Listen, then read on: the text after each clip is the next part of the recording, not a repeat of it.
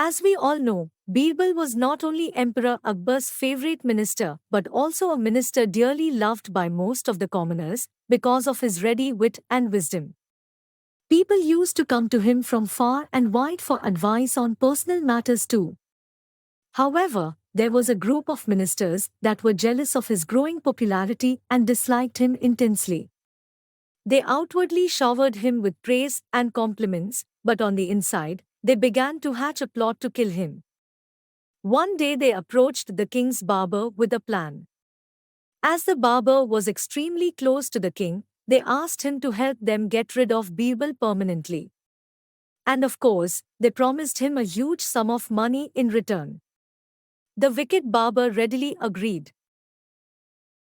The next time the king required his services, the barber started a conversation about the emperor's father who he also used to serve.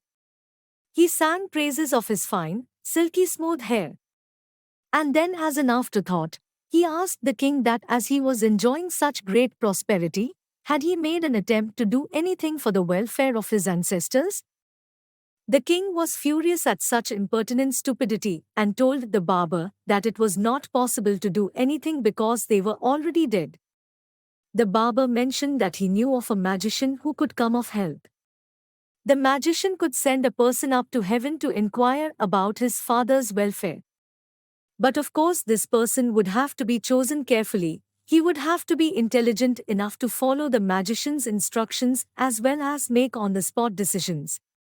He must be wise, intelligent, and responsible. The barber then suggested the best person for the job, the wisest of all ministers, Birbal. The king was very excited about hearing from his dead father and asked the barber to go ahead and make the arrangements immediately. He asked him what was needed to be done. The barber explained that they would take Birbal in a procession to the burial grounds and light a pyre. The magician would then chant some mantras as Birbal would ascend to the heavens through the smoke. The chanting would help protect Birbal from the fire. The king happily informed Birbal of this plan.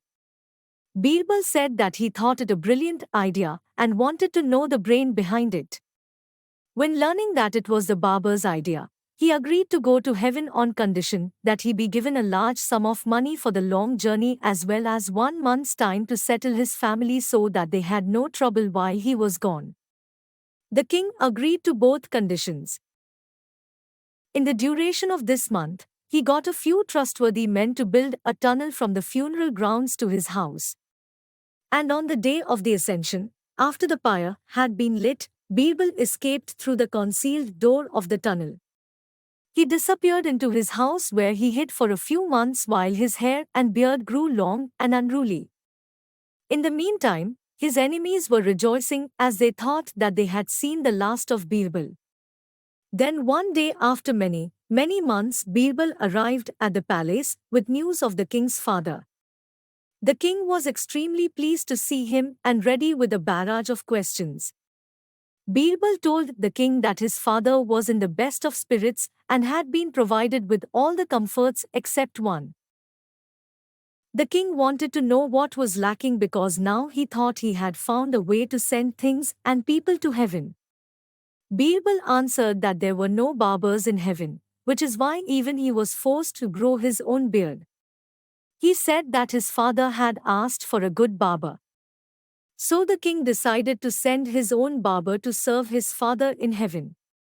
He called both the barber and the magician to prepare to send him to heaven. The barber could say absolutely nothing in his own defense as he was caught in his own trap. And once the pyre was lit, he died on the spot. Nobody dared to conspire against Birbal again.